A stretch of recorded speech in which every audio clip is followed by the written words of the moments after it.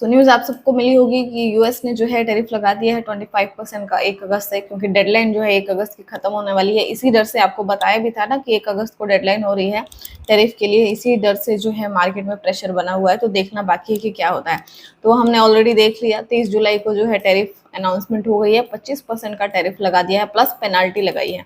ठीक है, प्लस में पेनाल्टी लगाई। तो चलिए इसको मैं डिटेल में आपको एक बार समझा देती हूँ कि क्या असर रहेगा, क्योंकि सभी मान रहे हैं कि आज मार्केट में क्रैश आ सकता है। कुछ एक्सपर्ट्स इसके लिए बुलिश हैं या फिर बहुत सारी चीजें हैं। चलिए मैं थोड़ा सा आपको डिटेल में समझाती हूँ, सेक्टर वाइज समझाऊंगी।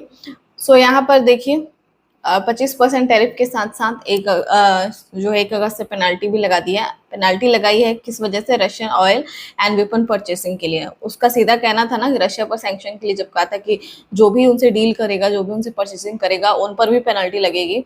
तो यही चीज़ें, क्योंकि हम ऑलरेडी रशिया पर डिपेंडेंसी हमारी ज़्यादा है, खास करके आर्म फोर्सेज या फिर वेपन्स, फाइटर जेट्स वगैरह, जो भी इनकी डिपेंडेंसी हम ज़्यादा खरीदते हैं। सैंक्शन के बावजूद भी, मना करने के बावजूद भी इंडिया उनसे डील कर रहा है, तो इस वजह से उन्होंने पेनल्टी भी लगा दी है। अब देखिए इकोनॉमिक एंड सेक्टोरल इम्पैक्ट क्या रहेगा। ओवरऑल ट्रेड एंड ग्रोथ की बात करें तो India's export to the US in 2024 $87 billion का जो है ये एक्सपोर्ट हुआ था। तो यहाँ पर जिसमें कौन कौन से सेक्टर इंक्लूडेड है? Apparel, pharma, James, textile and petrochemical sector. सिर्फ इनको मिलाकर $87 बिलियन की जो है ये एक्सपोर्ट हुई थी। तो इसीलिए एक्सपर्ट्स जो है इसके लिए चिंता कर रहे हैं कि जीडीपी रिडक्शन जो है इस टैरिफ से हो सकता है Q3 एंड Q4 पर। इसका इम्पैक्ट जैसे कि 0.2% पॉइंट जीडीपी रिडक्शन।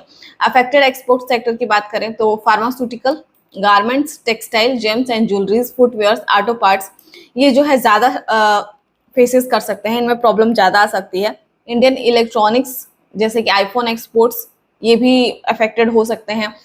ओके, इसके अलावा बात करें तो foreign exchange and market outlook की बात करें तो likely increase in market volatility, ये मार्केट वॉलेटिलिटी को ऑब्वियसली बढ़ाएंगे। रूपी डेप्रिसिएशन का प्रेशर है, और इसके अलावा यहाँ पर देखिए शॉर्ट टर्म सेलिंग प्रेशर बढ़ सकता है। यही कंसर्न है जिस वजह से जो है माना जा रहा है कि मार्केट में गिरावट आ सकती है। अब देखिए यहाँ पर बता दूं कि अगर इंडिया एंड यूएस के बीच जो ट्रेड डील है उसमें नेगोशिएशन होता रहता है तो शायद चीजें थोड़ी सी पॉसिबल हो सकेंगी। लेकिन वहीं पर कुछ एनालिस्ट सजेस्ट करें कि टैरिफ इंपोजिशन कुड भी टेम्पररी। ये टेम्पररी हो सकता है क्योंकि जो डील है वो लगातार चल रही है, नेगोशिएशन करने की कोशिश की जा रही है। तो पोटेंशियल है कि जल्दी ही जो ये सिर्फ शॉर्ट टर्म या फिर टेम्पररी करेक्शन, क्रैश या फिर इसका इम्पैक्ट हो सकता है, बाद में चीजें सुधर सकती हैं। अब देखिए यहाँ पर बता दूं कि ट्रेड डील ये होप क्यों नहीं पा रही है। इसके पीछे कुछ मेजर रीजंस है। यूएस डिमांड कर रहा है lower import tariff by India. US चाहता है कि automobiles, tech products, medical devices और एग्रीकल्चर आइटम्स पर जो है इंपोर्ट ड्यूटी कम की जाए।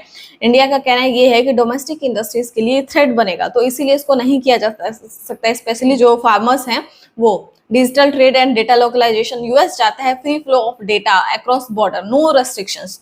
लेकिन इंडिया ने डेटा प्राइवेसी के लिए डेटा लोकलाइजेशन लॉज लगाए हैं, डेटा इंडिया में ही स्टोर हो। ये इश्यू जो है specially big tech companies like Google, Amazon, Meta के लिए बड़ा बैरियर है। Okay, US concern. अब देखिए इंडिया ट्रेड विथ रशिया। अब इसके साथ ही इंडिया ने रशिया से सस्ता क्रूड ऑयल और आर्म्स लेना कंटिन्यू रखा है डिस्पाइट ग्लोबल सैंक्शन जो मैंने ऑलरेडी बताया। तो यूएस चाहता है कि इंडिया रशिया से डिस्टेंस बनाए, लेकिन इंडिया ने स्ट्रेटेजी की मना करने के बाद भी वो डील कर रहे हैं। रशिया को ज्यादा वो इंपॉर्टेंस है क्योंकि डिपेंडेंसी हमारी ज्यादा है, एंड यूएस चाहता है कि वो उससे डील करे आर्म फोर्सेस के लिए जो भी वेपन्स एंड ऑल जो भी चीजें हैं। ठीक है, तो इस वजह से ये कंसर्न बना हुआ है, इस वजह से भी नहीं ये डील हो पा रही है।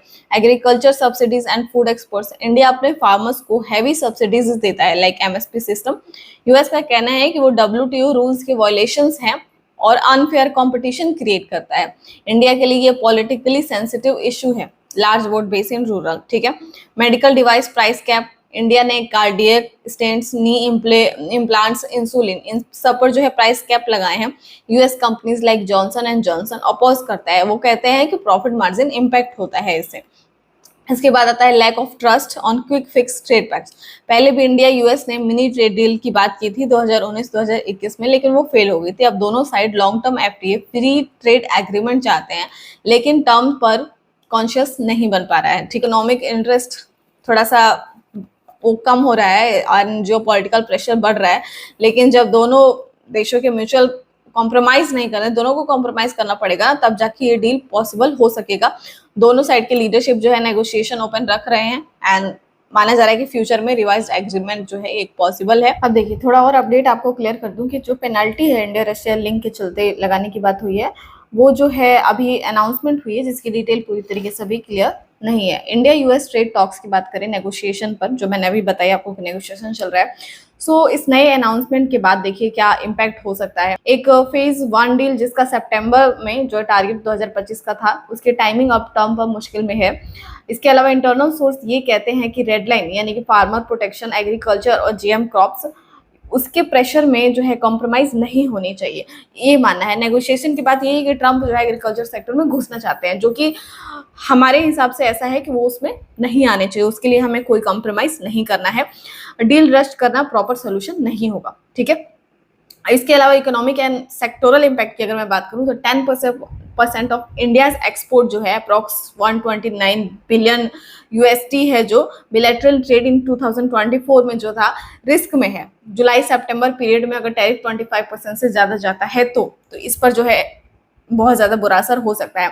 सबसे ज्यादा अफेक्टेड सेक्टर कौन कौन से शामिल है? Electronics, pharmaceuticals, generic drugs, jewelleries and auto parts and textiles. अगर ये सेक्टर के स्टॉक आपके पास है तो आपको कंसर्न करने की जरूरत है, ठीक है, क्योंकि इसमें खतरा भी ज्यादा है। इसके अलावा शॉर्ट टर्म डिप तो आ सकता है, लेकिन कई सारे एक्सपर्ट ये मान रहे हैं कि नेगोशिएशन से जो है अल्टरनेटिव टैरिफ रेट पॉसिबल हो सकता है, तो मार्केट उसे रिकवर कर जाएगा। शॉर्ट टर्म इम्पैक्ट माना जा रहा है। आईटी सेक्टर पर जो है इसका असर पड़ेगा, क्योंकि आईटी सेक्टर हम सभी जानते हैं कि डिपेंडेंसी जो है ज्यादा है 85% तक की। तो ऐसे में बता दूं कि देखिए डायरेक्ट इम्पैक्ट तो नहीं है आईटी सर्विसेज में। ऐसा इसलिए कि क्लाउड सॉफ्टवेयर एंड कंसल्टिंग जो डिजिटली ही होती हैं, पर ये goods centric US tariff applicable नहीं होते, यानी कि सर्विसेज जो प्रोवाइड कराती है उन पर ये टैरिफ डायरेक्ट अप्लाई नहीं होता है, क्योंकि सॉफ्टवेयर एंड ईमेल अटैचमेंट पे जो है कस्टम ड्यूटी लगाना पॉसिबल नहीं है। लेकिन हाँ, इनडायरेक्ट इफेक्ट जरूर हो सकता है, डिमांड स्लोडाउन या फिर कॉस्ट प्रेशर पड़ सकता है यूएस।